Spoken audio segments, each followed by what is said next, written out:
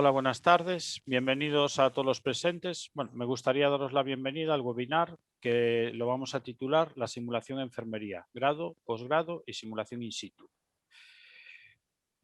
Aunque no se conoce de manera, vamos a hablar sobre la simulación. Aunque no se conoce de manera precisa cuándo se empleó la simulación, sí que existen pruebas de que, se empezó a usar en Mesopotamia en 1900 a.C. En China se hizo un molde para enseñar los puntos de acupuntura o incluso para evaluar si esos puntos eran correctos. En el ámbito sanitario se conservan piezas de simulación del siglo XVI y el siglo XVII. La simulación por enfermería o por tesis de enfermería tiene mucha vinculación con la obstetricia.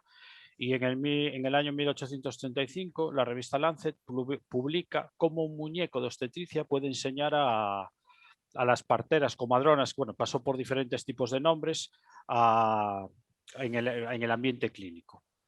Si os fijáis, se usaba ya la simulación con tres propósitos: educar, la educación y la investigación. Hay un cambio muy grande a partir de la creación de los primeros simuladores de vuelo. Se reconocía que el 90% de los errores era a causa del piloto. A partir de ahí, un link será una persona muy relevante porque diseña el primer simulador de vuelo, que en un primer momento no tuvo ningún tipo de éxito, solo en parques de atracciones de Estados Unidos, hasta que el ejército americano empezó a repartir el correo postal y se dio cuenta que había muchos accidentes porque los pilotos eran inexpertos. Se realizó una inversión en el proyecto de Link y a partir de ahí desarrollaron simuladores de vuelo mucho más precisos para entrenar a sus pilotos. ¿Por qué os cuento Link? Porque la empresa que creó Link a día de hoy, después de varios cambios, sigue presente en el mercado y especializada en el mercado sanitario, que es SAE. Con el desarrollo de toda la tecnología y la informática hay un despegue muy grande con el desarrollo de maniquís de alta fidelidad. Pero antes, para nosotros es conocida la historia del muñeco An, de RCP. En 1958, Lerdahl, después de que contactaran con él el Dr. Björn Link y el Dr. Schaffer, construyó una herramienta para prácticas de habilidades de manejo de las vías respiratorias y la reanimación. Este muñeco estaba inspirado en un busto que había en casa de su abuela y que llamó Resusian. El nombre de Anne es en memoria a las muñecas que él fabricaba anteriormente a que contactaran estos doctores con él. Y el busto está inspirado en una joven de 16 años que había muerto ahogada en el río Sena, a la altura de donde está el Louvre ahora mismo, a finales de los años 80. En aquella época, cuando los cuerpos se exponían para que la gente los identificara, y ese cuerpo nadie lo identificó. Uno de los forenses vio que tenía un rostro con unas líneas muy suaves y muy atractivas e insinuaba marcar una sonrisa en los labios. Sus ojos estaban cerrados, pero parecía como si fuera a abrirse en cualquier momento. Hizo un molde de cera con su rostro para plasmarlo en un yeso posterior y a petición de un patólogo, a petición del patólogo de la muerte. Un famoso fabricante de máscaras mortuorio llamado Lorenzi, pues la reprodujo y tuvo mucha fama entre artistas de la época. El primer simulador de alta fidelidad es del año 1967 y se llama Xinguang y tiene muchas funcionalidades que a día de hoy aún tienen los muñecos que hay ahora mismo. Vale. Después de esta breve introducción, ¿qué es la simulación? Está descrita como la imitación o representación de un actor o sistemas por otros, pero tal vez una definición ya más actual sería una situación o lugar creado para permitir que personas experimenten la representación de un evento real con el propósito de practicar, aprender, evaluar, testar o entender sistemas o acciones humanas. Hay que entender simulación desde un concepto amplio. No es solo utilizar muñecos carísimos, sino que también simulación es cuando nosotros aprendemos a pinchar en una naranja una inyección intramuscular. Por eso, tenemos que eliminar esas palabras como tecnología, realismo, que forman parte de la simulación, pero la simulación no solo es eso, es mucho más. La simulación como tal tiene 4 propósitos: educación, evaluación, investigación e integración de sistemas. Hoy vamos a centrar la charla en el propósito de la educación. Entonces, bueno, para todos nosotros, los 4 ponentes, los 3 ponentes que os presentaré luego, para nosotros la simulación es una herramienta metodológica. Vale, en mi caso particular me ayudó mucho a poder integrar esa simulación en el momento que descubrí la SimZone de Gestuk. Habla de 5 zonas diferentes y esas diferentes zonas son en función del objetivo y el perfil de los participantes. Y de esa manera, bueno, es mucho más fácil saber qué trabajar en cada momento. Me gustaría también destacar que, bueno, que la enfermería tiene una tradición en simulación muy importante, porque al final forma parte de nuestra educación. Hay unos estándares de mejora de la Asociación Internacional de Enfermería para la Simulación y Aprendizaje, una asociación fundada en 1976 y que a día de hoy tiene más de 2.500 miembros asociados. Estos estándares están para ayudarnos a entender y desarrollar de la mejor forma posible la simulación en todas sus fases. Bueno, os voy a presentar a los participantes que son todas enfermeras, con perfiles diferentes, pero que todos tenemos un nexo común, que somos simulacionistas, ¿vale? O hacemos simulación. En primer lugar, os voy a presentar a Esther Insa, que es enfermera, instructora en simulación y directora de la Escuela Superior de Enfermería del Mar. Muchas gracias, Santi, por la presentación y por permitirme estar esta tarde aquí con vosotros hablando sobre cómo implementamos la simulación, qué actividades realizamos en la Escuela Superior de Enfermería del Mar, y lo voy a intentar vincular con la investigación. Antes de empezar con el cómo y con el qué hacemos, sí que me gustaría hablar del porqué, ¿no? Del propósito, que es algo que normalmente pues no lo mencionamos. ¿Por qué hacemos todo lo que hacemos en la escuela? Pues bueno, en principio es para mejorar la atención de la salud de la población, y lo hacemos mediante el fomento de cuidados de enfermería que sean innovadores y de calidad. También lo que queremos es participar en el perfeccionamiento continuo a nivel científico, técnico, pero también humano de las enfermeras. Además, para nosotros es muy importante la investigación. ¿Por qué? Porque la entendemos como una herramienta con la que podemos mejorar y avanzar en la profesión. Y por eso hoy en esta comunicación voy a intentar vincular la actividad de simulación con la investigación. ¿Cómo y qué hacemos, ¿no? En la Escuela de Enfermería del Mar? Bueno, pues lo que intentamos hacer es implementar diversas metodologías docentes. ¿Por qué? Porque sabemos que los humanos aprendemos de diferentes maneras, no todo el mundo aprende igual, ¿no? Y una de las metodologías que implementamos es la simulación clínica. Lo que muchas veces no nos damos cuenta, aquellas personas que utilizamos la simulación, es de la cantidad de toma de decisiones que debemos de tomar antes de llevarla a cabo, ¿no? Y quizá yo la resumiría así, la simulación como una toma de decisiones continua. Una de las primeras preguntas que nos deberíamos hacer antes de implementar una actividad de simulación es ¿por qué? ¿Por qué queremos implementar la simulación en el grado, ¿no? Y esta pregunta tiene que ver con la efectividad. Hay estudios, hay revisiones sistemáticas y metaanálisis pues que nos hablan de lo importante que es introducir la simulación en el grado, porque se ha visto que tiene más efectividad que en otras formaciones como pueden ser de máster o de formación continuada. Y incluso dentro del grado se ha visto que es importante o que es positivo empezar a hacer simulación al principio, ya desde primero, ¿vale? Además, también es importante conocer las bases teóricas, porque nos dan una fundamentación de por qué vamos a implementarla y una justificación. Y debemos conocer, o deberíamos conocer como mínimo, las teorías de aprendizaje y de la simulación en específico. Por teorías del aprendizaje, pues el constructivismo, socioconstructivismo, que es donde más se enmarca la simulación, pero también el cognitivismo, entre otros, ¿no?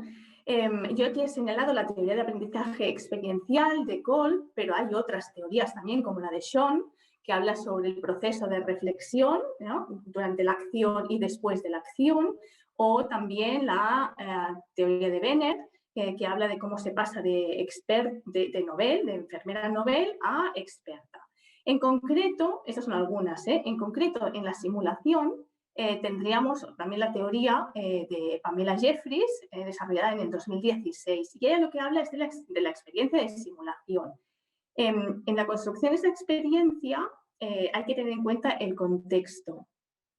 El contexto, los antecedentes, cómo diseñamos esta simulación, la relación que se establece entre el facilitador o instructor y el participante, así como los resultados que queremos obtener.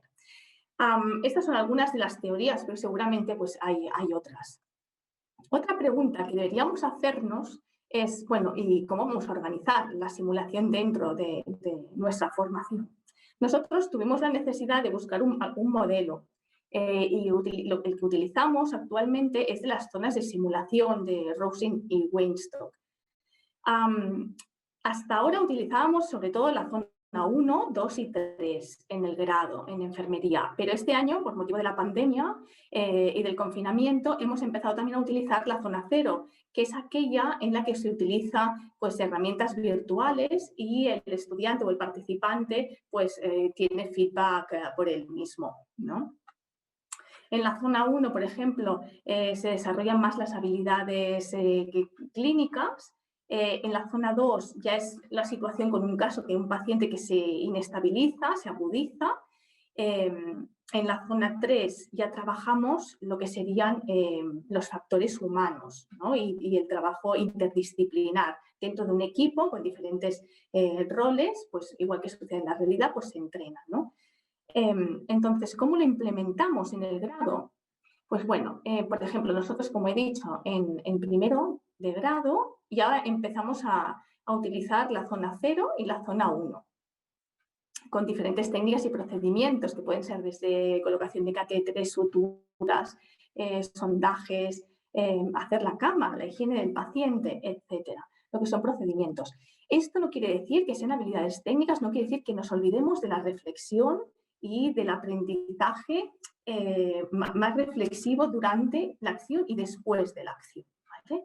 En segundo curso también lo que hacemos es poner situaciones o casos donde el paciente se agudiza o sufre una inestabilización, y ya sea el paciente en una unidad de hospitalización, en atención primaria o en una situación mental, o también lo que hacemos es poner situaciones éticas, donde haya dilemas que también les ocurre cuando están de prácticas, ¿no? Pues ya los entrenamos para que puedan dar solución a esas situaciones. En tercero de grado, lo que trabajamos sobre todo es la seguridad del paciente, también aspectos de muerte y duelo, y esta simulación de muerte y duelo la vinculamos con la asignatura de gerontología. También hacemos simulación en emergencias. Y en cuarto de grado, lo que hacemos son las simulaciones interprofesionales. Nosotros estamos en un edificio, en un campus universitario, donde existen otras disciplinas, como es medicina, biología humana y fisioterapia, así como también tenemos un instituto de formación, de técnicos auxiliares en cuidados de enfermería. Entonces, todos estos profesionales pueden participar de la simulación, aunque normalmente lo hacemos con médicos y con TKs. Todas estas simulaciones que he nombrado hasta ahora las hacemos que son formativas, no son evaluativas. En cambio, las ECOES, que también las hemos introducido en cuarto de grado, estas ya son evaluativas. Por lo tanto, otra decisión que hay que tomar es cómo vamos a hacer estas simulaciones. ¿Van a ser solo formativas? ¿Van a ser formativas y evaluativas? ¿O van a ser evaluativas simplemente? Solo una mención en cuanto a la simulación interprofesional. Hay bibliografía también que nos indica la efectividad de la simulación interprofesional. sobre todo para modificar actitudes de los estudiantes. Lo que se ha visto es que actitudes que existen en los ámbitos asistenciales, pues ya se pueden trabajar en el grado desde el principio y se pueden llegar a corregir o modificar. Otra de las preguntas es, bueno, vale, ahora ya tenemos tenemos claro que vamos a hacer simulación, ¿por qué la vamos a hacer? La hemos fundamentado, sabemos que la vamos a hacer por zonas y ahora hace falta diseñarla, ¿no? Entonces, ¿cómo la vamos a diseñar? Existen herramientas como la que nos ofrece la International Nursing Association Clinical Simulation Learning, que creó los estándares de buenas prácticas en simulación. Entonces, esta asociación identificó a 11 criterios, siendo el primero la valoración de necesidades, es decir, qué necesidades formativas tienen los estudiantes y dentro de la simulación, bueno, ¿qué necesito yo desarrollar?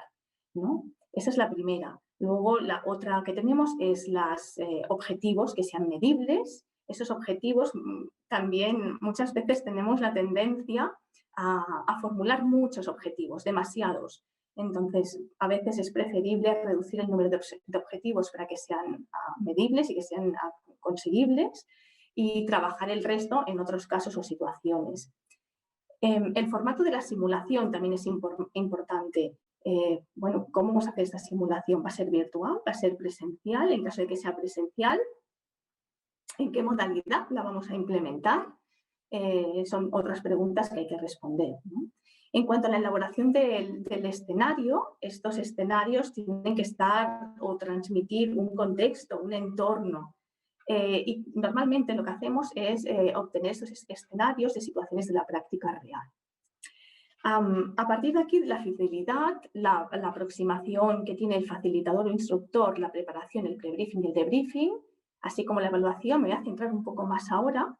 Y al final, pues mencionaré el test piloto, ¿no? Que el test piloto es, vale, cuando ya lo tenemos todo hecho, vamos a probarlo, vamos a ver qué funciona, qué no funciona del caso y vamos a modificar las veces que sea necesario y hasta el final tener un caso que cumpla o que nos ayude a conseguir los objetivos propuestos. Entonces, como decía, para profundizar vamos a hablar un poco de la fidelidad, ¿no? Hay bibliografía también que nos habla de la efectividad de la simulación según la fidelidad que queramos introducir, ¿no? en los casos o en los escenarios. Hay estudios como el de Kim, que lo que nos dice es que normalmente cuanto a más fidelidad, más aprendizaje en el grado en enfermería. Sobre todo, los simuladores de alta fidelidad tienen mejor efectividad que no los task trainers o los de baja fidelidad. En segundo lugar están el paciente estandarizado, ¿vale? En cuanto a la preparación, bueno, aquí es importante la preparación del escenario y del caso, porque me gustaría comentar la teoría de la carga cognitiva. Muchas veces no la tenemos en cuenta, pero cuando elaboramos un escenario o un caso, hay que tener en cuenta aquellos elementos que tienen un impacto a nivel cognitivo en el participante. Por ejemplo, en un escenario de críticos, pues el estudiante tiene que situarse espacialmente, oye muchos sonidos, visualmente hay muchos elementos, se tiene que anticipar, oye voces igual del paciente o de otros profesionales, trabaja con más personas, hay olores quizá de las sábanas, del material, va a tocar material que igual no está acostumbrado. Bueno, pues todos estos elementos que he puesto como ejemplo, al final tienen un impacto en su cognición. Entonces, lo que se ha visto en esta teoría es que la memoria de corto plazo se satura cuando hay muchos elementos. Por lo tanto, ya no aprende más. Nosotros realizamos un estudio para ver si los casos que teníamos diseñados, de la manera que la teníamos diseñada, claro, eran efectivos o no. Y lo que vimos es que el 30% de los estudiantes no tenían aprendizaje, no obtenían aprendizaje después de realizar la simulación. Entonces esto nos llevó a reflexionar pues, cómo estábamos planteando la simulación y reformulamos los casos para que hubiera menos distractores y el estudiante tuviera un aprendizaje óptimo. El prebriefing. En el prebriefing hay diferente bibliografía, ¿no? Pero lo que, por ejemplo, Rudolf explica es la necesidad de crear un entorno seguro, el Safe Container. Nosotros lo que hemos hecho, a partir también de la bibliografía, es crear un modelo de presentación del prebriefing estandarizado, con lo cual cualquier instructor o facilitador de nuestro centro sabe cómo llevar a término este prebriefing. Esto da una sensación de homogeneidad y permite asegurarnos de que vamos a crear este entorno seguro. El debriefing se ha estudiado mucho, hay muchos artículos publicados en torno al debriefing, pero me ha parecido relevante señalar este de Sawyer, que dice que hay más de una manera de hacer debriefings. Normalmente nos centramos en uno y nos pensamos que solo existe ese y hay que hacerlo de la manera que nos han enseñado en los cursos de formación o nos han explicado. Pero no, Sawyer lo dice, también hay más de una manera de hacer debriefing y muchas maneras y muchas veces, podemos combinar diferentes estrategias de debriefing para llegar a conseguir lo que queremos. Podemos estar haciendo un plus delta y de repente vemos, pues identificamos el marco mental del participante que tenemos delante y cambiamos a otro, ¿no? Y a veces pues es al revés. Te das cuenta que necesitas más trabajar una lluvia de ideas antes que ir a por los marcos mentales, ¿no? Finalmente, el último aspecto que quería profundizar es la evaluación. Y en la evaluación voy a hacer mención a la teoría de Kirkpatrick, ¿no? Que nos dice que hay cuatro niveles de evaluar la simulación y normalmente nosotros nos situamos, normalmente en los estudios que hay hasta el momento, en el nivel 1 y en el nivel 2. Solemos evaluar la satisfacción de los participantes, eso es el nivel 1, o bien el aprendizaje, el conocimiento adquirido, aunque sea conocimientos o habilidades, ¿sí? Y pocas veces vamos más allá y vamos a evaluar el comportamiento que tiene el estudiante o el participante y la evaluación de resultados, es decir, la transferencia de este aprendizaje a la práctica real. Entonces, los investigadores coinciden en que el nivel 3 y el nivel 4 es la asignatura pendiente de la investigación en simulación. Bien, dicho esto y habiendo hecho un repaso de estos estándares de buena práctica, sí que me gustaría hacer una reflexión final y es que, bueno, como he intentado transmitir, hay mucha bibliografía en la que basarnos, por lo tanto podemos fundamentar bien la simulación y por qué hacemos las cosas, pero también se ha visto, como en el estudio de Tank, que no siempre se aplica este conocimiento fruto de la investigación, ¿no? Y es muy importante aplicarlo porque nos da la posibilidad, esto es lo que nos da la posibilidad de ir más allá, de desarrollarnos y de innovar posteriormente, para luego, una vez innovado, volver a la investigación. Por lo tanto, es muy importante utilizar la evidencia científica y a la vez también realizarla para que haya este retorno. Pues esto es lo que quería decir esta tarde y quedo a disposición de las preguntas que quieran realizar. Muchas gracias. Bueno, después de esta magnífica comunicación que ha dado Esterinsa, os presento a Álvaro Trampal, también instructor en simulación clínica y director del Centro de Simulación Clínica de la Fundación para el Desarrollo de la Enfermería. Hola, buenas tardes, Álvaro. Hola, buenas tardes, ¿qué tal? Muchas gracias, Santi. Nada, lo primero es agradeceros el que me hayáis invitado a esta ponencia y voy a hablar un poco de la simulación clínica en posgrado. Sí que es verdad que me habéis dado 10-12 minutos, espero no retrasarme. Si veis que me lío mucho, cortarme, que yo me puedo tirar hablando una hora tranquilamente. No te preocupes. Pero voy a intentar ser muy breve. Bien, para nosotros la simulación es un motor de práctica que busca una excelencia continua, ¿no? Yo voy a enfocar un poco mi charla a la formación continuada, tanto a expertos, máster, como a cursos de formación continuada que damos en nuestro centro de simulación en FUDEN. Bien, y para empezar os hago, bueno, yo soy de Madrid, como lo estáis viendo, ¿no? Os hago una reflexión, ¿no? Si los jugadores de fútbol, de baloncesto, los deportistas de alto nivel entrenan todos los días para jugar un solo partido, ¿por qué nosotros que jugamos todos los días no entrenamos más? Todos los profesionales sanitarios, ¿por qué no entrenamos más? ¿Por qué no simulamos más? ¿Por qué no vamos a nuestro centro de simulación o en el hospital o donde sea a entrenar más y a practicar? Bien, todo esto viene muy relacionado con la seguridad en la simulación clínica, ¿no? Cuando se publicó en el año 99 el informe To Err is Human, demostró que de 2 a 4% de las muertes son causas por errores médicos. Ojo, errores médicos no me estoy refiriendo a los médicos, sino a la sanidad en general, ¿vale? Importante. Más o menos se calculó de 44.000 a 98.000 personas al año. Todo el mundo se echó las manos a la cabeza y dijeron que había que trabajar sobre la seguridad clínica, ¿no? Pero no conforme con eso, en el 2013 The Journal Patient Safety publicó que entre 210.000 y 440.000 muertes al año poniendo los errores médicos como la tercera causa de mortalidad en los Estados Unidos. Bien, estos datos tan alarmantes, ¿no?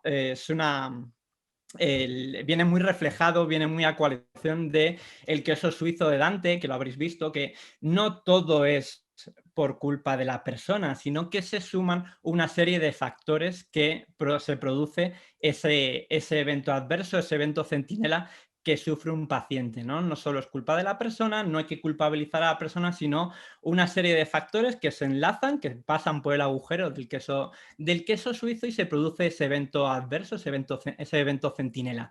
¿Y qué nos puede ayudar la simulación clínica a la seguridad? Nos va a garantizar una seguridad, nos va a prevenir errores, va a formar a los profesionales y va a entrenarlos en sistemas de seguridad. Es una grandísima herramienta que nos permite el entrenamiento en simulación que favorece a esa seguridad de pacientes, de profesionales y evita situaciones críticas. ¿Bien? ¿Cómo conseguimos la seguridad clínica con la simulación? Bien, la simulación no solo son, como ha dicho Santi al principio, simuladores carísimos de 60.000, 150.000 euros, no.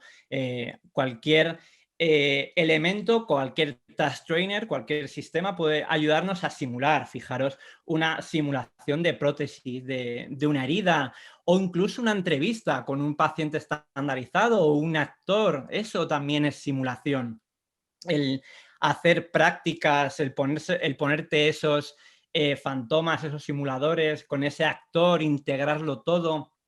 Incluso, fijaros, hay simuladores avanzados que esa limitación del aspecto que tienen los simuladores, esa limitación que muchas veces vemos el maniquí y dices, joder, es que es un maniquí, me cuesta mucho entrar en la situación, con varios simuladores, varios tipos de simuladores que sobre todo están ahora en el mercado, lo estamos evitando, ¿no? Esa sensación de que es un simulador y no es algo real, ¿no?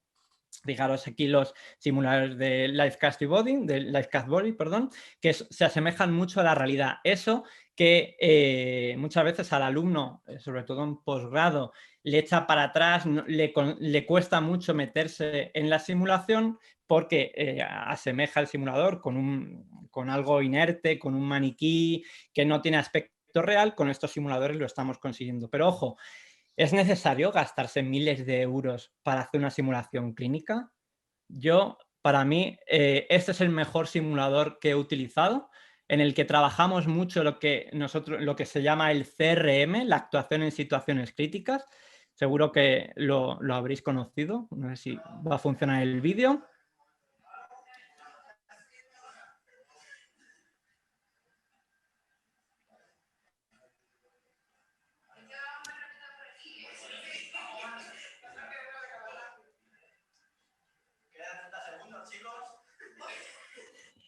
Bien, si os fijáis, no sé si lo habéis escuchado, este juego se llama el Helium Stick, ¿vale? El palo del helio.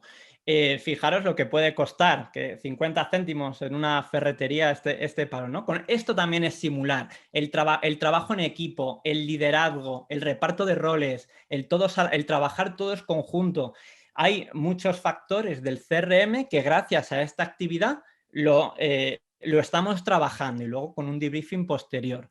Así que no hace falta, no es necesario gastarse miles de euros para hacer simulación. Cuando nos enfrentamos a una simulación clínica en formación continuada, nuestro objetivo principalmente es practicar lo que se sabe hacer para que esos profesionales sean excelentes en su trabajo diario y anticipar las prácticas no cotidianas o las situaciones que no son cotidianas para esos profesionales, para prepararlos para lo que pueda pasar. Importante, una reflexión que hizo Kenon es que la simulación clínica tiene que tener un ambiente seguro, lo que llamamos el safe container. El alumno tiene que estar seguro, sin miedo a equivocarse. Al contrario, vamos a enseñarles, sobre todo en los briefing iniciales, que ese error es bueno y con ese error vamos a hacer la simulación y vamos a potenciar para que salgan errores y trabajar sobre ellos para que se pueda errar en la sala de simulación, luego analizar esos errores y que el alumno se lleve mochila, es decir, herramientas en su mochila para su trabajo diario, ¿no? El alumno contará con tutores expertos durante la simulación, durante el curso que están realizando. Realizarán casos con experiencia clínica de su trabajo diario, asemejándose a la vida real, y en un entorno importante de apoyo, de motivación y centrado en el alumno. Eso tiene que ser muy importante, nada de charlas magistrales. El protagonista de aquí es el alumno y los instructores en simulación tenemos que echarnos a un lado y que el alumno sea el protagonista de su acción y su actividad, ¿no? Lo que todos en simulación vemos, hablamos del contrato Las Vegas, ¿no? Lo que queda en la sala de simulación se queda en la sala de simulación, es un espacio para equivocarnos, para aprender, para potenciar ese error, ¿vale? Y es uno de los objetivos principales que nosotros tenemos en la simulación. ¿Por qué es tan importante la simulación? Sobre todo en adultos, ¿no? Porque estamos más interesados en estrategias centradas que en los problemas, ¿no? En los problemas que puedan ocasionar, ¿no? Recordemos que el aprendizaje del alumno es casi el 90% de lo que hace, ¿vale? Entonces, gracias a la simulación se potencia mucho ese aprendizaje que tienen los adultos, porque a un niño pequeño le das un bolígrafo y le dices, esto es una pistola, y dices, sí, esto es una pistola y lo tengo totalmente claro, pero a un adulto le cuesta mucho el imaginarse las cosas, ¿no? Entonces hay que hacer un gran esfuerzo a la hora de hacer esa simulación, esa fidelidad, para meterle dentro de la simulación. Porque la curva del aprendizaje del alumno utilizando la simulación cambia muy rápido, aumenta mucho esa curva de aprendizaje, ¿no? Aumenta esas competencias. Nosotros, ¿cómo trabajamos? Ahora un poco más práctico. ¿Cómo trabajamos a la hora de hacer la simulación? Nosotros utilizamos las zonas de simulación de Rosin. Bien, ¿por qué? Porque nuestros alumnos suelen ser heterogéneos. Hay muchos alumnos que tienen mucha experiencia, otros acaban de terminar la carrera, otros han trabajado en urgencias, otros han trabajado en planta, entonces tenemos que ir todos un poco a la par. ¿Y cómo aplicamos las SimZone? En nuestros cursos, primera zona 0, campus virtual, teoría, preguntas, videoformación, casos clínicos, todo a través del campus virtual para sembrar esa base, para poner esa base de conocimientos. Zona 1, hacemos un feedback directo haciendo destrezas clínicas, técnicas, ¿vale? Que se hayan utilizado, pues Si hacemos cursos para obstetricia, pues episiotomías, o en urgencias, manejo de la vía aérea, lo que sea, RCP básica. Luego más o menos pasamos a una zona 2 en la que ya el paciente empieza a deteriorarse, hacemos casos clínicos siguiendo ese algoritmo. Aquí el alumno, el instructor suele estar dentro de la sala con el alumno. ¿Por qué? Porque es una sala que no suelen conocer. Porque más o menos no hacemos un debriefing muy largo, suelen ser un gas, un debriefing muy rápido para ir viendo puntos, ¿vale? Y luego ya cuando el alumno ya ha pasado por esas zonas iniciales, pasamos ya al trabajo en equipo, a profundizar en la zona de la zona 3, a profundizar en el trabajo en equipo con factor humano, comunicación, órdenes claras, directas, sencillas. Aquí el alumno está solo en la sala de simulación, habrá a lo mejor algún confederado. Un confederado es una persona que pueda ayudarles a encontrar el material, a cómo funcionan los monitores o lo que sea. Y aquí el alumno ya se encuentra solo, ¿no? Y luego hacemos un debriefing, un análisis posterior ya más pausado, y ahora veremos un poco el debriefing, ¿no? que solemos hacer. Y le damos herramientas para la zona 4. La zona 4 en las que hacen su vida real, están en el trabajo y ya no están con nosotros, ¿no? Pues les damos herramientas de debriefing para poder trabajar en su vida real, ¿no? Pero la simulación, muchas veces, sobre todo muchas veces ahora que no me oyen, los gestores piensan que la simulación es coger y jugar con los maniquís, ni muchísimo menos, ¿vale? La simulación es mucho más allá. Hay que plantear muy bien la simulación, hay que estructurar muy bien la simulación. Los que hacemos simulación, más o menos, cuando hacemos un caso clínico de simulación, estamos tardando en torno a 24 horas de trabajo para hacer ese caso, rodarlo, probarlo, ver las diferentes opciones y sobre todo nos tenemos que quedar con lo más importante de la simulación, que no es hacer la práctica con el maniquí, intubarlo súper bien, ponerle la medicación, no, es el debriefing posterior, es el análisis de esa simulación. El debriefing es un análisis de la situación que ha vivido el alumno en un entorno seguro, muy importante, sin miedo a ser juzgados por parte de los instructores. En ningún momento vamos a juzgar al alumno, en que todos los profesionales somos competentes en nuestras acciones. Eso es nuestro lema que tenemos en todas las salas en el centro de simulación, ¿vale? Nosotros consideramos que el alumno que viene es un auténtico profesional, competente en su trabajo diario, pero vamos a analizar lo que ha ocurrido desde la indagación, desde la persuasión de lo que hemos visto en la sala, ¿no? Para ello utilizamos pues, varios sistemas de debriefing. El principal, el que solemos utilizar nosotros, imagino que mis compañeros la mayoría también, el Plus Delta Plus, es uno de los estándares, uno de los debriefing más común, en el que yo siempre lo digo, ¿no? Que el Plus Delta Plus, el protagonista es el alumno tiene que hablar, el mejor debriefing es el que el instructor casi no habla, ¿vale? Que todas las ideas, todas las herramientas las saque el alumno, nosotros les vamos a acompañar en ese aprendizaje. ¿Qué es así un poco a grandes rasgos el Plus Delta Plus? Pues primero de una fase de reacción, el de Fusing, qué siente el alumno. Yo siempre les digo que me digan en una palabra qué es lo que sienten, cómo se sienten ahora mismo. El instructor hace una pequeña descripción, o el instructor principal o el instructor de apoyo, de lo que ha pasado, y se realiza un análisis, ¿no? De las cosas que han ido bien, las cosas que se pueden mejorar y, lo más importante, las herramientas de mejora que me puedo llevar, ¿no? para mi trabajo diario, esa batería de cosas que me llevo en la mochila para el aprendizaje, ¿no? Y finalmente haces unas conclusiones de lo que hemos extraído, ¿no? en esa simulación. Y ya para terminar, he usado varias cosas en la presentación, de Aida Camps, Dalmau, que tiene un documento de la Universidad de Manresa espectacular sobre simulación clínica. Y yo siempre digo que tu mejor maestro es tu último error, de Ralph Nader, muy a raíz de la simulación clínica, ese error que vamos a trabajar con él y vamos a potenciarlo para que buscar herramientas de mejora en nuestro día a día, ¿no?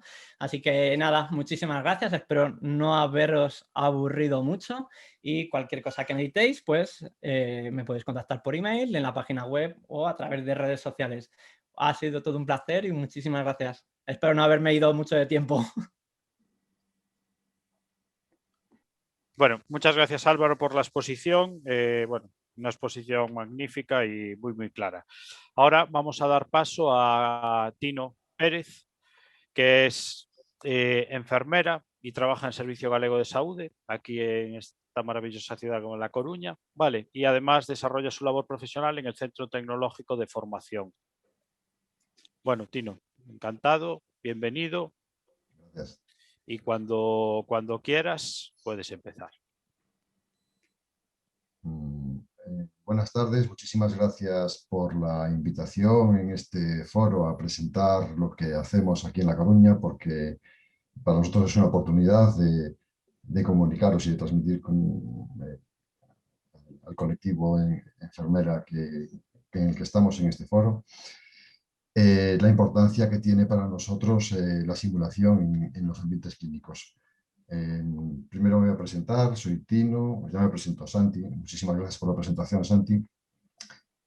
Soy enfermera desde hace más de 30 años, 20 años trabajando con pacientes críticos, 10 en el mundo de la simulación.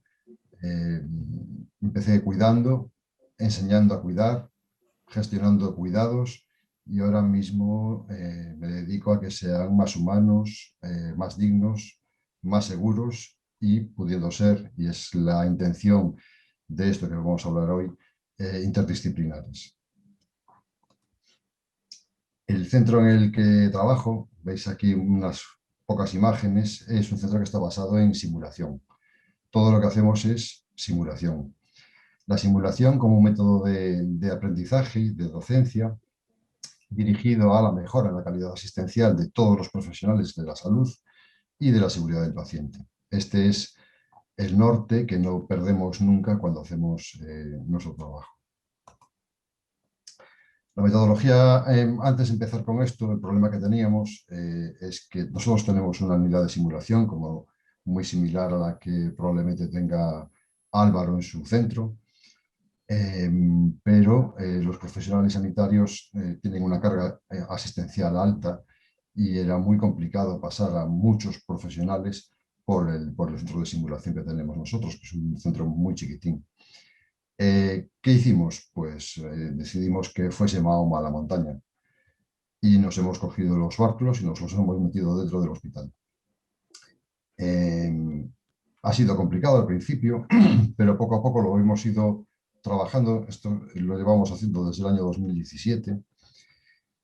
Empezamos muy despacio, con unidades piloto, y ahora tenemos una extensión bastante grande porque hemos alcanzado los servicios de urgencias, tanto de adultos como pediátrica, las unidades de cuidados intensivos, estamos introduciéndonos en las reanimaciones, vamos a introducirnos en los quirófanos, paritorios, unidad de grandes quemados, nos vamos expandiendo con muy buenos resultados y muy buena aceptación por parte de los profesionales. Cuesta mucho al principio hacer ver que lo que estamos haciendo es una labor para ellos y entre ellos, y siempre enfocada al paciente. Como comentó Álvaro, la metodología de la simulación es compleja. Hay una parte de diseño que corresponde a los instructores o a los facilitadores de la simulación. Una fase de acoger y de hacer sentir cómodos a los que van a participar, una fase de reproducción del escenario y una fase de análisis de ese escenario que se ha generado. Nosotros nos metemos dentro del hospital con nuestros bártulos, pero la intención es que ellos sean quienes hagan la simulación. De hecho, hay 2 unidades ya que nosotros no vamos a nada, les dejamos todas las herramientas, se encargan ellos de montarla, hacen ellos los diseños, hacen ellos el safe container que decía ahora al principio, ese contenedor seguro, ese ambiente de comodidad y de camaradería, perdón, que debe reinar en estos escenarios, desarrollan el escenario y hacen ellos mismos una facilitación de ese análisis crítico de las situaciones. Extraen sus propias conclusiones y establecen las mejoras en las unidades que consideran ellos pertinentes. Entonces, nosotros lo único que hacemos es darles la herramienta para que ellos instauren dentro de sus unidades la simulación como un hábito, como un hábito de conducta. Pues, por ejemplo, las unidades de urgencias ya tienen establecidos que un día a la semana tienen simulación. ¿Quién hace la simulación? ¿Quién participa? Pues es voluntaria, participa el que quiere participar, el que está de turno ese día y en ese momento es el que va a entrar en el entorno de simulación, y del grupo de gente que está participando, 2 personas van a hacer de facilitadores de la simulación. Y normalmente es un médico y una enfermera, pero puede ser una enfermera y un auxiliar y un médico.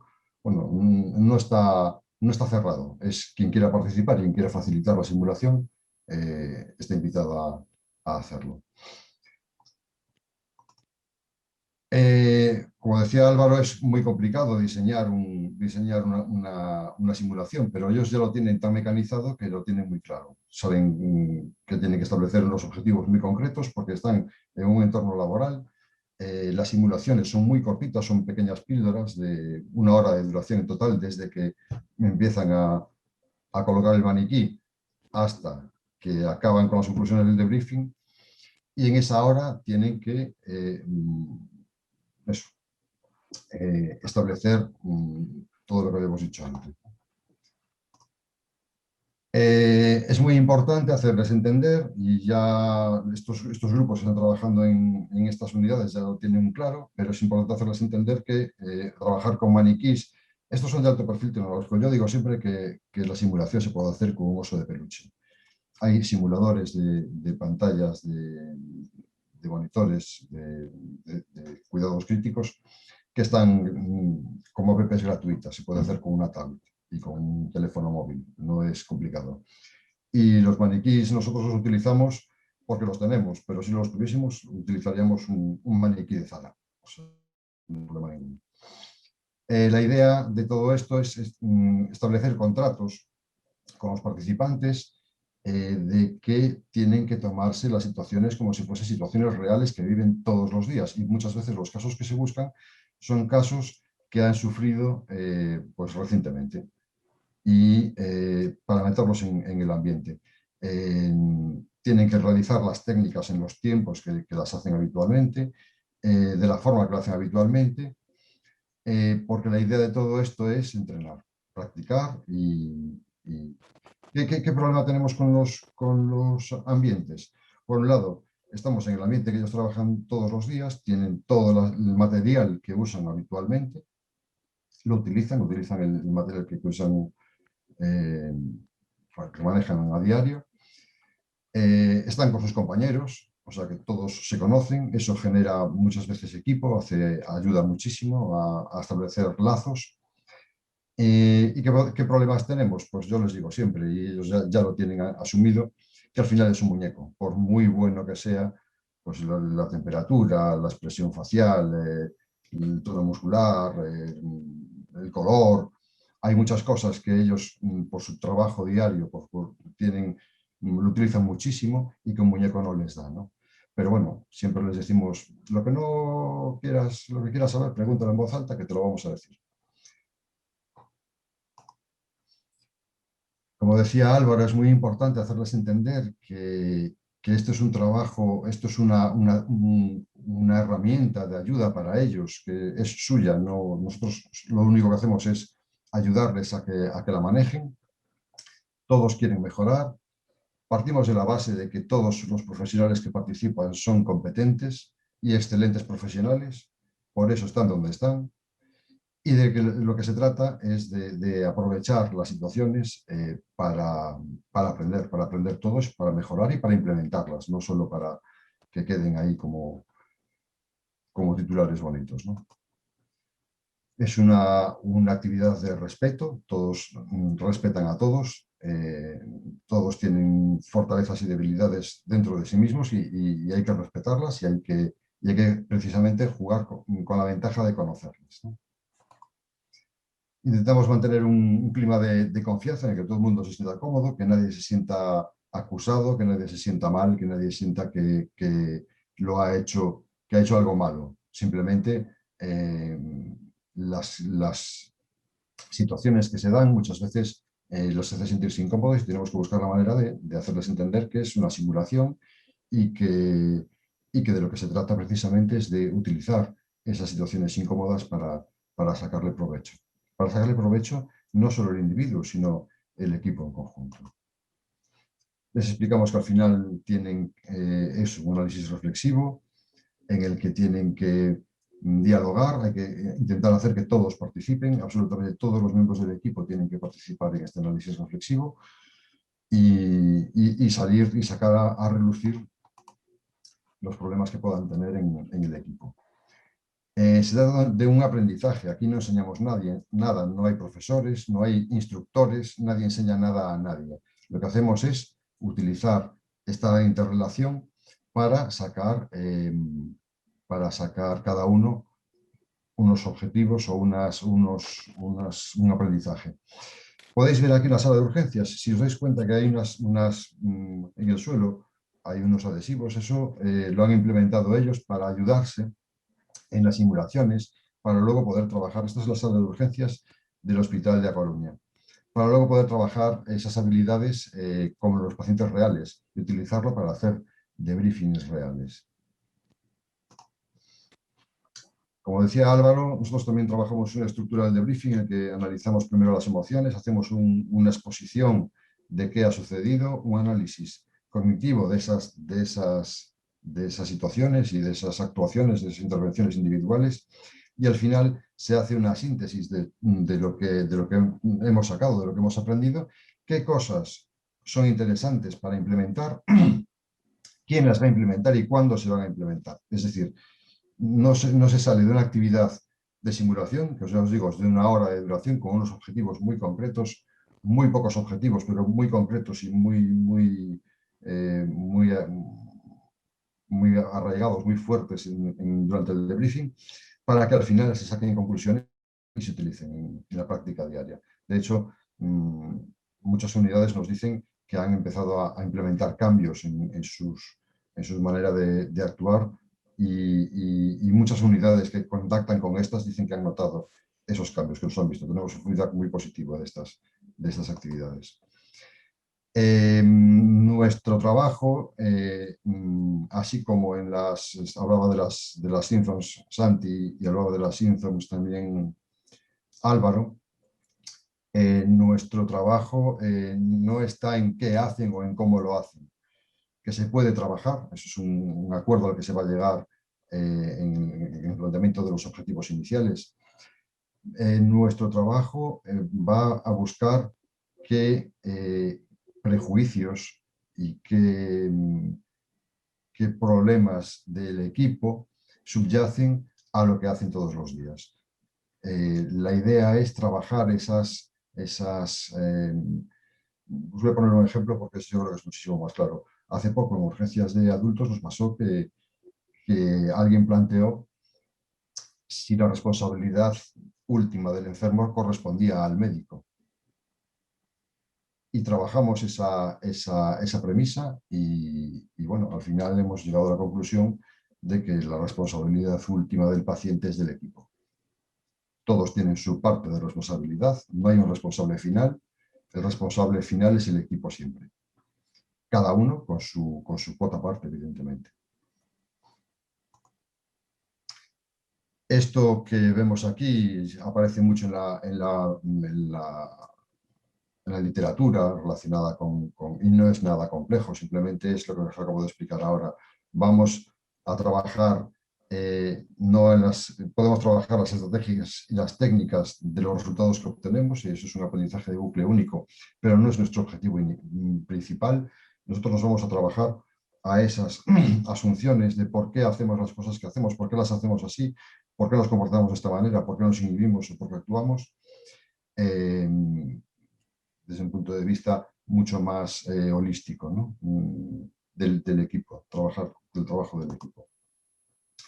De todo esto sacamos al final que la intención de estas actividades que se hacen dentro de las unidades de forma periódica, en las que están implementadas ya, el fin último es la reflexión en equipo de cada uno de los componentes para que todos puedan aportar su parte y enriquecer ese flujo de trabajo. Y hemos visto, lo hemos aprovechado muchísimo, que una de las cosas positivas que nos ha dejado la pandemia, que acabamos de pasar, es que se ha potenciado muchísimo, crecido esa sensación de equipo, esa sensación de todos a una. Nos ha ayudado muchísimo porque se ha visto que el trabajo colaborativo era muchísimo más eficaz para combatir el virus. Y yo lo he visto en el trabajo de campo de ir a los servicios y ver cómo trabajaban, que les ha ayudado mucho en la simulación también para reforzar ese compromiso individual en el equipo. Si me queréis hacer alguna pregunta, yo os dejo aquí y os lo dejo abierto porque esto es un mundo infinito. Muchas gracias. Muchas gracias, Tino.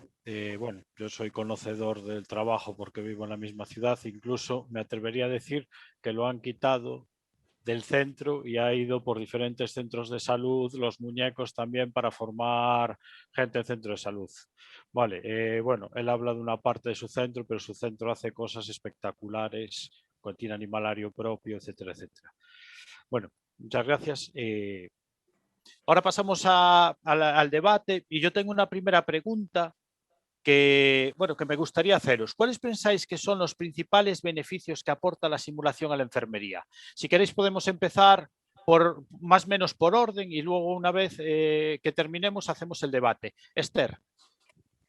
Yo creo que al menos en la formación en el grado hay diferentes aspectos. Entonces yo resaltaría, por ejemplo, que lo que hace la simulación es rellenar ese vacío que existe entre la teoría y la práctica, ¿no?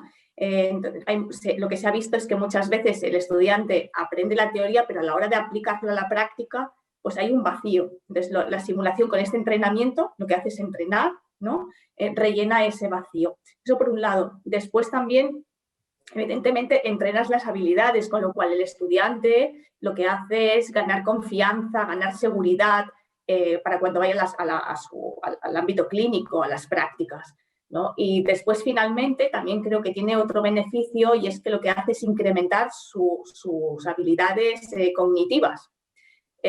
Porque cuando tú a medida que entrenas, también aprendes a aprender. Hay una reflexión que lo que hace es que tú vayas también aprendiendo cómo tienes que aprender y mejorar, ¿no? Yo creo que son destacaría estos tres aspectos. Álvaro. Pues fíjate, yo creo que en la formación en posgrado, en formación continuada, el principal aprendizaje que tiene es sobre la seguridad clínica, ¿no? Recordemos que el 70% de los errores clínicos no se producen por falta de conocimientos, por falta de ciencia, sino por el factor humano. Entonces, entrenar la comunicación, el CRM, la solicitud de ayuda de forma precoz, el anticipar ese posible evento adverso, nos lo permite gracias a la simulación y gracias al entrenamiento, y entrenar la seguridad creo que es una de las piezas más importantes en formación continuada en posgrado. Tino. Pues yo abundo en las dos ideas, además, me parece que confluyen perfectamente, tanto la de Esther como la de Álvaro, en los entornos clínicos en los que trabajamos. Es muy potente la herramienta de la simulación por ese aspecto de reflexión, ¿no? De reflexión en lo que hacen en el momento y cómo lo resuelven y cómo lo discuten después. Trabajar mucho ese campo que dice Álvaro, relacionado con los aspectos de resolución, de la gestión de las crisis, ¿no? Eso que decía, el de anticiparse. Y yo lo que veo en el campo de la enfermera, en este ámbito, es el empoderamiento, el ser capaz de estar dentro del equipo aportando mucho, vamos a pensar que la enfermera tiene una visión holística del paciente, tiene una visión del cuidado. Al final, de lo que se trata es de cuidar al paciente entre todos. Esta visión enriquece a los equipos. Yo veo en el entorno en el que trabajo que es un factor muy potente de enriquecimiento de los equipos, ese empoderamiento de la enfermera para dar esa visión completa del paciente. Bueno, me parece muy interesante todo lo que hablamos, porque de algún modo, en función del nivel de competencia, ¿no? Trabajamos diferentes competencias, pero que al final lo que formamos es una enfermera pues empoderada, una enfermera potente. Me imagino que todas son necesarias en el momento en que tienen que realizarse. ¿Y las barreras? ¿Qué pensáis? ¿Cuáles son las principales barreras? ¿Cómo las vencemos? Esther.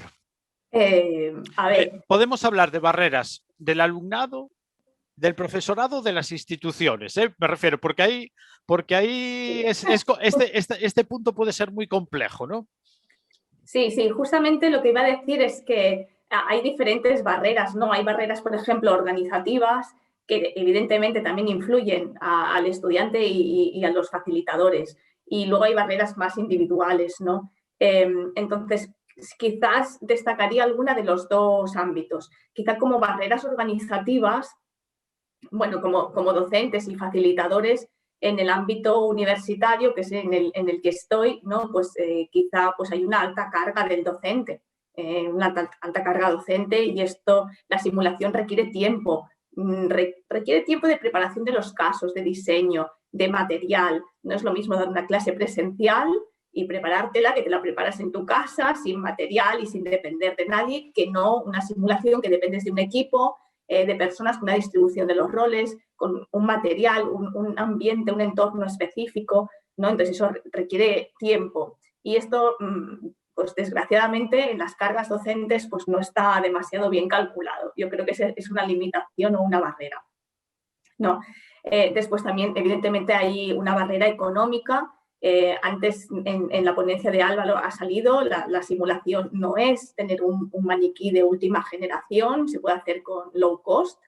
Lo que pasa que sí que es verdad que necesitas un mínimo de recursos, aunque sea como facilitadores. Necesitas pues un técnico, necesitas a veces un actor o necesitas un codebriefer. Entonces, bueno, son más recursos de lo que se necesita en una clase magistral. Entonces, pues también hay que tenerlo en cuenta. Evidentemente se pueden hacer, ya digo, low cost, pero es más cara que una clase normal. Si paso a las limitaciones más individuales, yo creo que una de las limitaciones que tenemos es que a veces buscamos la perfección. Buscamos, por ejemplo, lo que tienen otros centros o cómo hacen la simulación en otros centros, y esto nos puede limitar. Es decir, no podemos empezar la casa por el tejado, hay que empezar desde abajo, probando, ensayando, equivocándote en sí mismo como si fuera una simulación, ¿no? Y este lanzamiento inicial, esto cuesta, no es fácil, y nadie nos enseña a hacer esto, por mucho que tú hagas un curso de formación, ¿no? Tú puedes hacer un curso de formación como instructor y luego te tienes que enfrentar a tu clase y poniendo en práctica aquello que has aprendido con la inseguridad de decir, no sé si me va a fallar algo, no sé si lo hago bien, no sé si voy a saber hacer bien el plus delta o lo que sea, ¿no? La metodología que sea. Entonces, bueno, es una limitación individual que hay que superarla, creo. Bueno, casi que destacaría estas. Igual los compañeros pueden complementar, Álvaro. Pues yo, vamos, todo lo que ha dicho Esther, totalmente de acuerdo. Hay muchas veces que nos limitamos nosotros mismos tomando como modelos otros megacentros de simulación, diciendo yo quiero esto, yo quiero lo otro, y muchas veces no nos adaptamos a realmente a lo que tenemos o a las necesidades que tienen nuestros alumnos, ¿no? Sí que es verdad que en muchas ocasiones los gestores, los gerentes de los centros de simulación ponen más trabas que ayudas, ¿no? No entienden muy bien qué es eso de la simulación, sobre todo si ya son mayores, que solo miran el dinero, miran cuánto nos va a costar esto y muchas veces es muy complicado la gestión del centro, ¿no? Y además, no solo... Yo lo que siempre digo, ¿no? Que no es comprar el maniquí, porque ellos piensan que comprar el maniquí, si compras el maniquí, haces la foto, la gente lo ve, joder, qué chulo, pero es que el maniquí tiene un mantenimiento, tiene unos fungibles, que realmente muchas veces es lo caro, ¿no? Que un bote de lubricante te cueste 60 euros, es como, venga, en serio. A ver, pues todo ese tipo de cosas, ¿no? Y luego también nosotros en posgrado vemos una limitación a veces en el alumnado, que por ejemplo, nosotros a veces nos cuesta mucho meterles dentro de la simulación. Y siempre intentamos en el briefing inicial, pues ese contrato de ficción, ese contrato de confidencialidad, y siempre muchas veces van a lo mismo. Es que en mi hospital, es que en mi centro, es que en mi tal... Ya, bueno, quítate esa venda de los ojos, ¿vale? Y mira que hay otras opciones, ¿no? La ponencia que ha hecho Tino, lo que hacéis, ¡buah!, me parece top. La simulación in situ, o sea, es lo mejor que hay en la simulación, yo creo, el poder llevar esa simulación al box de urgencias, al box de críticos, con el material, con el equipo que trabajas todos los días. Y la verdad es que me parece importante y me parece muchas veces también una limitación, ¿no? Por tiempo personal, pero bueno, eso ya no lo vas a contar. Así que básicamente esa es mi visión, ¿no? En las limitaciones. Tino. Bueno, yo es que algo que es una filosofía mía de trabajo y es lo que transmito a los facilitadores de los distintos servicios, es que las barreras son oportunidades. Las barreras son retos, son muros que hay que escalar, que hay que superar. Te ponen una barrera, bueno, pues hay que superarla, no te puede frenar nunca a lo que haces, ¿no? Y nosotros al principio tuvimos barreras porque, bueno, había rechazo inicialmente de meter la simulación. Nos vienen a examinar, nos vienen pero si yo ya sé trabajar, a mí que me venís aquí a decir lo que tengo que hacer. Y nos costó un poquito meterlo en las unidades. Al principio había mucha reticencia.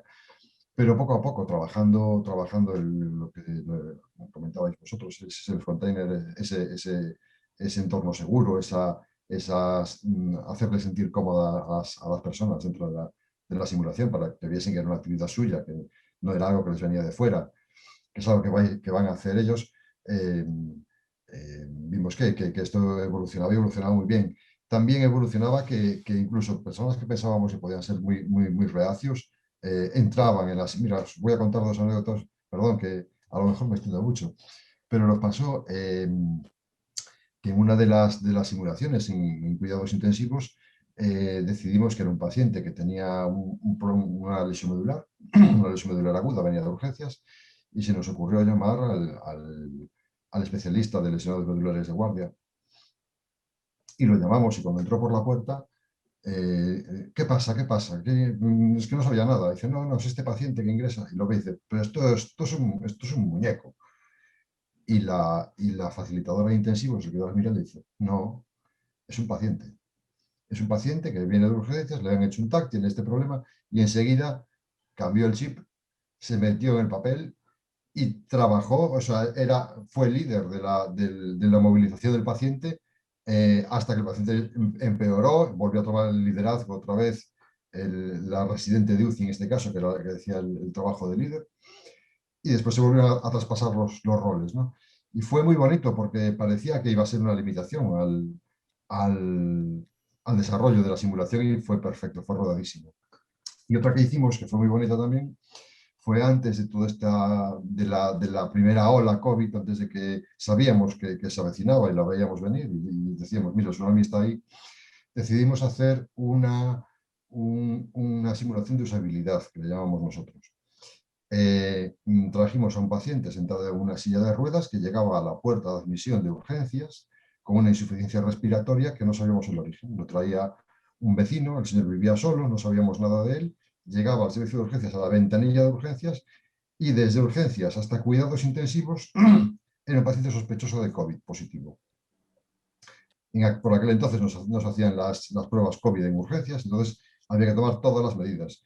Se metió en la sala de triaje, entonces se estableció un circuito de trabajo desde la puerta de urgencias hasta la unidad de cuidados intensivos con todos los problemas que había, pues los pasillos con gente, los ascensores, cómo íbamos a hacer con el ascensor, cómo íbamos a hacer si había que avisar al rayo, a la radiografía portátil que traían su máquina, cómo tenían que funcionar con un paciente con sospecha de COVID. Y la UCI lo convertimos en un problema que era un paciente que se había caído, había hecho una fractura cervical y era un paciente medular. Entonces era un paciente medular con sospecha de COVID además.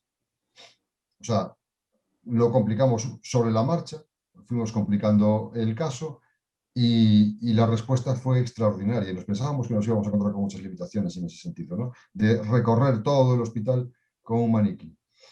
Fue una experiencia muy bonita. Y eso, yo les digo a ellos, a los facilitadores, no hay barreras, hay oportunidades. Es curioso, bueno, así alguna perla, el rechazo, ¿no?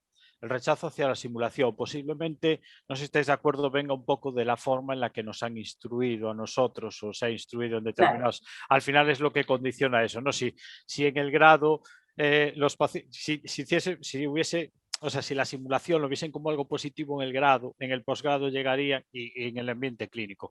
Pero bueno, tenemos, bueno, depende un poco el colectivo, pero hay colectivos mucho más jerárquicos, mucho más de instrucción, ¿no? Que a lo mejor, bueno, puede ser una de las causas. No sé si estáis de acuerdo, un poco la educación previa que recibimos. Yo precisamente iba a añadir, Santi, si me permitís, sí. El hecho de que a medida que las próximas generaciones de estudiantes hagan más simulación, yo creo que cuando lleguen a posgrado y a entornos clínicos donde también se haga simulación, lo aceptarán mucho mejor, porque también hay una curva de aprendizaje dentro de la simulación. Nosotros lo vemos, estudiantes que empiezan en primero de grado, pues cuando llegan a cuartos que no tienen nada que ver con el estudiante de primero, su posicionamiento, incluso la relación con el maniquí es muy diferente de los de primero. Entonces, cuando llegan a posgrado ya están como muy habituados y cuando ya están trabajando y les ponen una simulación es una cosa más que ya entra dentro de su práctica habitual, ¿no? Entonces, esto creo que en los próximos años va a cambiar seguro. Sí, yo creo que sí. Yo no miedo, pero sí que hay algo que me genera cierto repelús, es que hay mucha gente piensa que simulación únicamente es el paciente crítico hacer, ¿no? Es decir, dentro del ámbito universitario, hablo dentro del ámbito universitario, y no nos damos cuenta la importancia que puede tener pues un simple caso en el que tú le instruyes pues tienes que pinchar, haces un caso integrado de una técnica, o sea, zona 2, y que realmente el no instruir bien o facilitar bien, estamos generando un posible rechazo a posteriori, ¿no? Y eso sí que me genera, y porque a veces me da la sensación de que no nos damos cuenta la importancia que tiene de lo que realmente estamos haciendo pues en el rechazo que pueda tener posteriormente. No sé si estáis de acuerdo. Es una percepción que yo tengo. No sé qué pensáis. Sí, yo creo que muchas veces si la gente que no ha tenido experiencia con la simulación, no le puedes meter directamente a la sala de simulación a simular, ¿no? Porque esa barrera del maniquí le va a costar mucho solventarla, ¿no? Integrarse dentro de la simulación. Entonces yo creo, como habéis apuntado bien, ¿no? Que hay que hacer una secuenciación y ir poco a poco y de menos a más, ¿no? Con esa simulación. Y algo muy importante, lo de limitarnos. Me pareció una perla interesante el limitarnos, ¿no? Que decía Esther, que la principal barrera es limitarnos. Y yo me lo aplico a mí mismo. Es decir, yo me veo limitado muchas veces porque creo que no estoy lo suficientemente preparado, creo que no, que tengo que mejorar en este aspecto para poder trabajar, y al final lo que hace, sí, me parece muy interesante. ¿Le daríais algún consejo a la gente que, hablo de más profesores, más profesorado, no tanto alumnado, algún consejo le daríais para la gente que se está iniciando? Yo creo que yo enlazaría con lo de antes, que no nos limitemos, que nos lancemos, ¿no? Que vayamos probando. No sé, Sí. Esther. Sí, mira, aparte de esto que comentabas y que ya hemos hablado, también diría una cosa, es decir,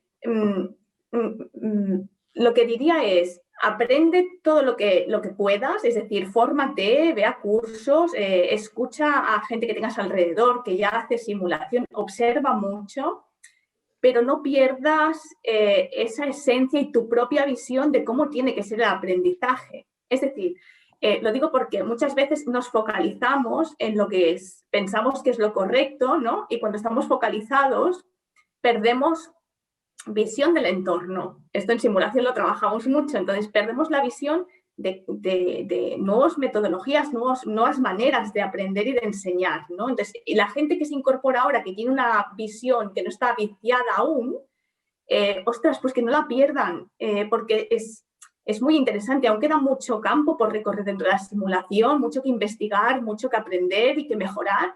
Entonces, las nuevas generaciones son las que tienen que aportar esta visión nueva, ¿no? Y tirar también. Es decir, creo que tienen que ser los futuros líderes de la simulación y dirigirla hacia otro sitio, otro posicionamiento mayor, si cabe. Muy interesante. Álvaro. Yo creo que es importante que la gente se entrene en la simulación, que haga cursos, que perfeccione, ¿no? Esas herramientas, sobre todo de análisis, de debriefing en la simulación, sobre todo los facilitadores, instructores que lo hagan. Y yo creo que, además, un consejo que a mí me dieron, que intenten evitar el juicio al alumno, es decir, que exploren su modelo mental desde totalmente la indagación, la curiosidad, el por qué ha hecho esto el alumno, y no enfrentarse con nuestro modelo mental, ¿no? Sino estar abiertos, que realmente creo que es lo más complicado de la simulación, tener la mente abierta del facilitador con lo que hace o ha hecho o ha dicho el alumno, y indagar por qué ha hecho esto, y totalmente desde la curiosidad, ¿no? Oye, esto tal. Y creo que es lo más importante, ¿no? Porque si aplicamos juicio a nuestro debriefing, muchas veces el alumno se va a sentir atacado y ese safe container lo vamos a perder. Tino. Pues yo quería abundar en lo que, bueno, los dos lo habéis encapsulado de una manera muy, muy, muy bonita. Lo que decía Esther, no perdáis nunca el norte de por qué hacemos simulación. No os quedéis en el encaje de bolillos de la simulación, que además es muy, muy, muy adictivo. No sé si os pasa a vosotros, pero la simulación es adictiva, muy adictiva. Entonces te puedes enredar mucho en la simulación porque además es muy profunda, tienes mucho, mucho campo donde trabajar, tienes mucho donde leer, mucho donde investigar. Entonces, lo importante es que no pierdas el norte, qué quieres conseguir cuando haces simulación, ¿no? Me gustó mucho como lo ha planteado Esther en ese sentido. Y después lo que dice Álvaro, no puedes jugar tienes que tener muy claro que no es nunca un juicio lo que haces. Tenemos que tenerlo claro nosotros, que a veces es muy difícil. Entonces, al que se mete en la simulación, si es capaz de conseguir no juzgar a la persona que hace la simulación, si es capaz de hacerlo, ya tiene ganada la simulación, ya lo ha hecho, ya lo ha conseguido. Bueno, no sé si queréis comentar algo más. Yo creo que llevamos ya un buen rato. podemos cerrar, pero antes de cerrar me gustaría dedicar unas palabras sobre todo a la persona que es un poco el nexo de unión, ¿vale? A Esther León, que nos puso en contacto para poder desarrollar esta videoconferencia. Y bueno, yo la conozco desde hace muchos años, desde que estudiamos juntos, y para mí, bueno, es un referente en el campo de la simulación y bueno, aparte ya no solo para mí, creo que es un referente nacional y un referente internacional en el campo de la simulación, y sí que me gustaría dar las gracias porque bueno, fue un poco el nexo de unión para que este webinar se pudiese llevar adelante. Y bueno, en principio daros las gracias en mi nombre, en el nombre de la asociación, en el nombre del presidente que estuvo antes. Bueno, estáis invitados al Congreso de la Asociación de Enfermería, la Asociación Española de Enfermería y Salud, que se va a desarrollar, bueno, por videoconferencia en el mes de abril, el 26 de abril. Y nada, espero volver a veros, coincidir por ahí, y un auténtico placer y muchísimas gracias por todo. A vosotros, muchas gracias. Muchas gracias a vosotros por la oportunidad. Gracias. Muchas gracias.